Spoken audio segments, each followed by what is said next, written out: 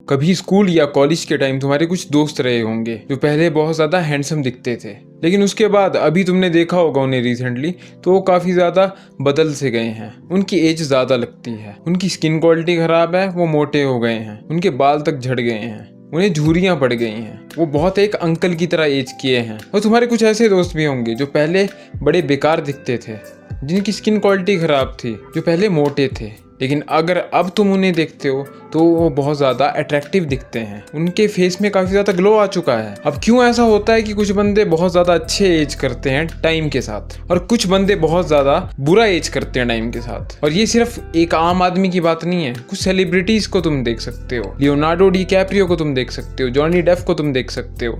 As के साथ कितना ज़्यादा गंदा उनका लुक होता गया है। लेकिन अगर दूसरी तरफ हम बात करें तो इस चीज़ का रिवर्स भी हो रहा है। ब्रैड पिट को तुम देख लो, बुढ़ापे में भी अच्छा दिखता है। महेश बाबू जी को तुम देख सकते हो, काफ़ी ज़्यादा अच्छी एजिंग हुई है उनकी भी। और अदनान सामी को तुम देख सकते हो, पहले कितने ज़्यादा बूढ़े लगते थे, बाद में उन्होंने ट्रांसफॉर्मेशन की तो काफ़ी ज़्यादा यंग दिखने लगे वो। तो आखिर ऐसा कैसे हो सकता है? अगर तुम भी अपने लुक्स को इम्प्रूव करना चाहते हो और एज करना चाहते हो एक फाइन वाइन की तरह, ना कि एज करना चाहते हो मिल्क की तरह, तो इस वीडियो को पूरा एंड तक देखना, क्योंकि मैंने भी अपनी रिवर्स एजिंग की है और मैं तुम्हें प्रूफ के साथ कह सकता हूँ। क्योंकि मैं पहले यंग भी दिखता था, बाद में मैं बहुत ज़्यादा ओल्ड भी दिखने लग पड़ा और उसके बाद दोबारा से मैंने ट्रांसफॉर्मेशन की तो अब मैं दोबारा से यंग दिखता हूँ। तो आखिर मैंने ऐसा कैसे किया? तो आखिर मैंने ऐसी कौन सी हैबिट्स को अपनाया, कैसे अपने लुक्स को मैंने फिक्स किया कि मैं यंग दिखता हूँ कंपेरेटिवली पहले से, जब मैं बहुत ज़्यादा अंकल टाइप दिखता था। अगर तुम्हें ये सब चीज़ें जाननी है तो तुम्हें इस वीडियो को पूरा एंड तक देखना होगा। So let's get started. सबसे पहली चीज़, फैट लॉस। फैट लॉस करना बहुत ज़्यादा ज़रूरी है। तुम्हें पता है जब तुम बहुत ज़्यादा मोटे हो जाते हो तुम्हारी स्किन लटक जाती है। जब तुम घटिया फास्ट फूड खाते हो तो तुम मोटे हो जाते हो। और तुम्हें पता है जब इंसान मोटा हो जाता है तो उसकी एज ज़्यादा ही लगती है। तो मेरी फ़ोटो को देख लो, मैं कितना ज़्यादा मोटा हो गया था। 4-4, 5-5 कुरकुरे में खाता था, मोमो, चाउमीन, थुपका, पता नहीं क्या क्या मैंने खाना। और उस हिसाब से तुम देखो जो मेरी उस टाइम डाइट थी और अभी की मेरी जो डाइट है, तुम दोनों में कंपैरिजन करके देख सकते हो। तब मैं गंदा फास्ट फूड खाता था, इतना ज़्यादा मोटा हो गया था और मेरी एज तुम देख सकते हो कितना ज़्यादा बड़ा लग रहा हूँ दिखने में।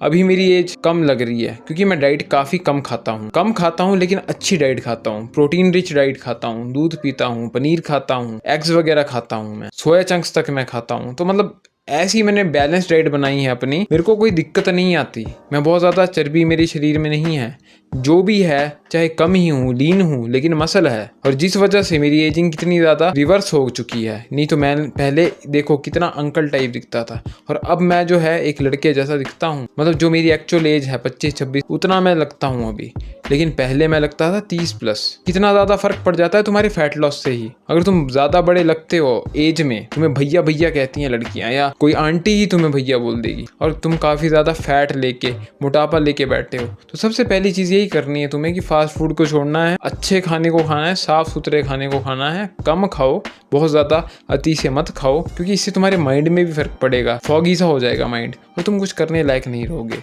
ऊपर से मोटापा तुम्हें आएगा और तुम्हारी एजिंग भी ज़्यादा लगेगी। तो इस बात का तुम्हें ध्यान देना है। मोटापा कम करोगे तो एज करोगे फाइन वाइन की तरह। तुम कुछ सेलिब्रिटीज़ को भी देख सकते हो। गार्डियन ऑफ गैलेक्सी के मेन प्रोटैगनिस्ट, इन्हें तुम देख सकते हो। ये पहले कितने ज़्यादा मोटे होते थे, बाद में इन्होंने भी ट्रांसफॉर्मेशन की। तो तुम फेस को देखो कितना ज़्यादा फर्क पड़ गया है, एज कितनी कम लग रही है कंपेरेटिवली तब से जब ये मोटे थे। तो इस बात का तुम्हें ध्यान देना होगा। नंबर 2, तुम्हें जो है इनफ स्लीप लेनी पड़ेगी।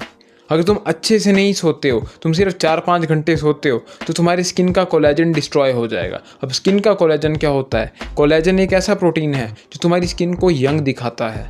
लेकिन अगर तुम अच्छे से नहीं सोते तो तुम्हारे फेस में तुम्हारी स्किन का जो कोलेजन है वो अच्छे से रिपेयर नहीं होता, बनता नहीं, और उससे क्या होता है, तुम बूढ़े दिखने लग पड़ते हो, तुम्हारी स्किन लटक सी जाती है। एक इलास्टिसिटी होती है ना एक यंग बंदे में। अब तुम ये इस फोटो को देख लो, ये एक यंग बंदा है, कितनी ज़्यादा स्किन इसकी इलास्टिक टाइप है, कितनी ज़्यादा शाइन है इसकी स्किन में, ग्लो है। लेकिन तुम अगर एक तरफ इस आदमी को देखो जो सोता नहीं है ढंग से, जो सिर्फ 4-5 घंटे सोता है, 3-3 घंटे सोता है, तो इसकी आंखों में भी डार्क सर्कल पड़ गए हैं, इसकी स्किन स्किन लटक गई है, ब्लोटेड सी स्किन हो गई है इसकी, फेस भी ब्लोटेड सा लग रहा है। तो कितना ज्यादा फर्क पड़ जाता है नींद से। नींद लेना बहुत ज्यादा इंपॉर्टेंट है। पहले क्या करता था मैं 5-5 घंटे सोता था, 4-4 घंटे सोता था और सीधा काम में चला जाता था। तो तुम देख सकते हो मेरी भी हालत क्या होगी थी इस फोटो में। लेकिन अब देख सकते हो तुम, आजकल मैंने क्या किया है, मुझे काफी ज्यादा कॉम्प्लीमेंट भी मिल रहे हैं अपनी स्किन के लिए कि आपकी स्किन इतनी अच्छी कैसे है, आपकी स्किन में ग्लो क्यों है, आपकी स्किन इतनी टाइट क्यों है। वो इस वजह से हुआ है कि मैंने अपने लाइफस्टाइल में काफी चेंजेस किए हैं। मैंने जो है अपनी नींद को प्रायोरिटी दी है। मैं कम से कम 7 घंटे तो सोता ही सोता हूँ और 8 घंटे भी सो जाता हूँ जब मैं फ्री हूँ। जब मुझे पता है सुबह लेट उठ सकता हूँ मैं,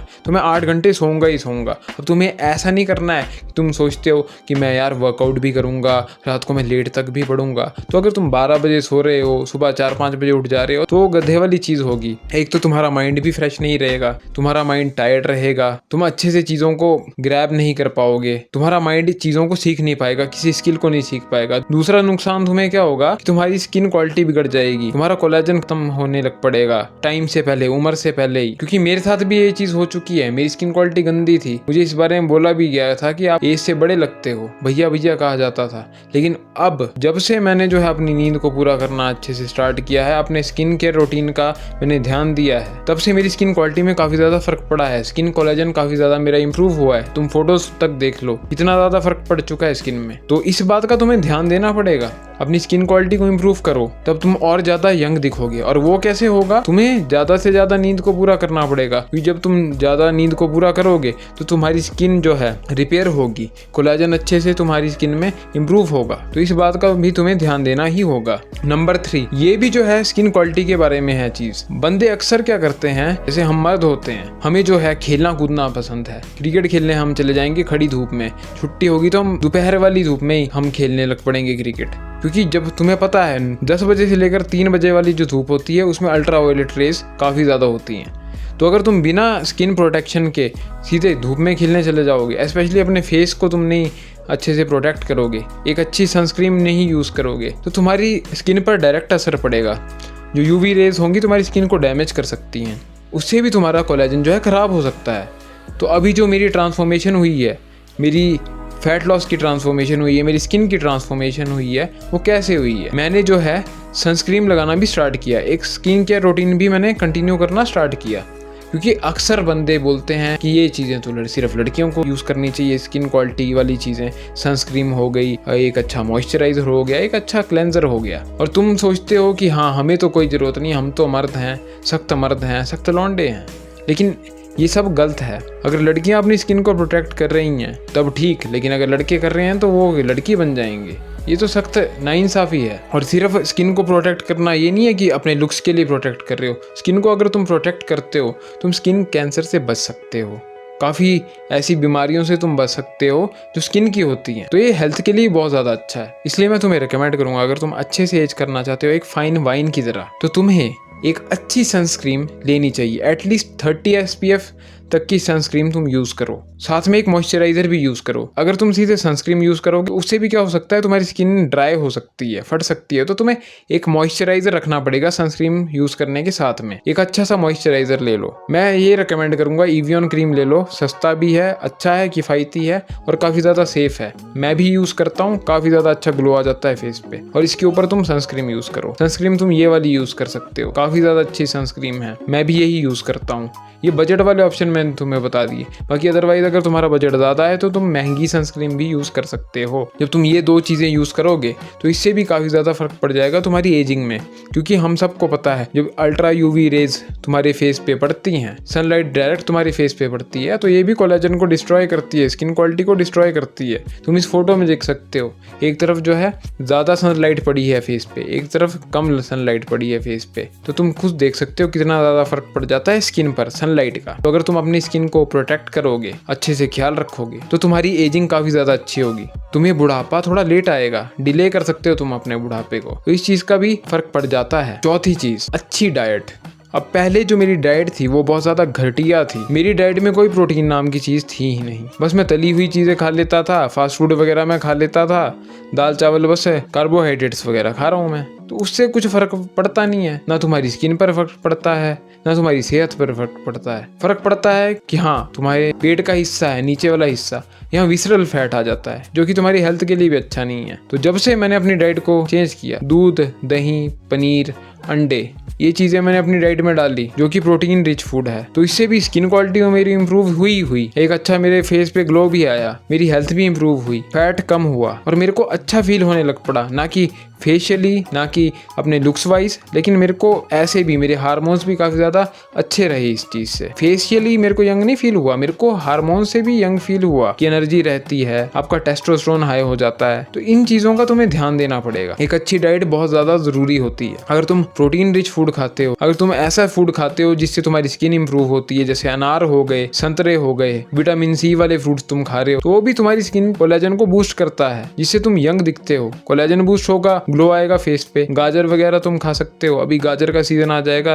अभी सर्दियां आ गई हैं। मैं तुम्हें रिकमेंड करूंगा ज्यादा से ज्यादा गाजरें खाओ, जूस पियो गाजर का, बहुत ज्यादा अच्छी चीज है तुम्हारी स्किन के लिए। बजाय इसके कि चिप्स, कुरकुरे, फालतू की चीजें, फास्ट फूड वगैरह खाओ, तली हुई चीजें खाओ, उससे कुछ नहीं होगा, उससे स्किन क्वालिटी खराब होगी और एजिंग ज्यादा लगेगी। मोटापा तो आएगा ही आएगा, साथ में स्किन क्वालिटी भी खराब हो जाएगी, ऑयली हो जाएगी स्किन, दाग धब्बे पड़ जाएंगे। तो इस चीज का तुम्हें ध्यान देना पड़ेगा। पांचवी चीज, एक्सरसाइज करो, खूब एक्सरसाइज करो। अब मेरे साथ क्या हुआ है, एक टाइम पे मैं बड़ा ज्यादा सुस्त हो गया था, ना जिम जाना मैंने, ना कुछ करना, बस एक जगह बैठे रहना और मैंने एक्सरसाइज नहीं करनी। जिससे क्या होता है ना, तुम्हारे जो टॉक्सिन्स होते हैं ना, जैसे हम दौड़ लगाते हैं, एक्सरसाइज करते हैं, तो हार्मफुल टॉक्सिन तुम्हारे पसीने के रूप में बाहर आ जाते हैं। स्वेट निकलना बहुत ज्यादा अच्छी चीज है, स्ट्रेस बाहर आता है। और जब तुम एक्सरसाइज नहीं करते हो तो तुम स्ट्रेस फील करते हो, बहुत ज्यादा स्ट्रेस होता है तुम्हारी बॉडी में, जो कि निकलता नहीं है, क्योंकि जब तुम एक्सरसाइज करते हो पसीने के रूप में वो निकल जाता है, तुम्हें अच्छा फील होता है, स्ट्रेस नहीं रहता। लेकिन जब तुम एक्सरसाइज नहीं करोगे, पड़े रहोगे बिस्तर पे, कोई अच्छी मूवमेंट करोगे नहीं, ना वॉक करने जाओगे, ना कुछ करोगे,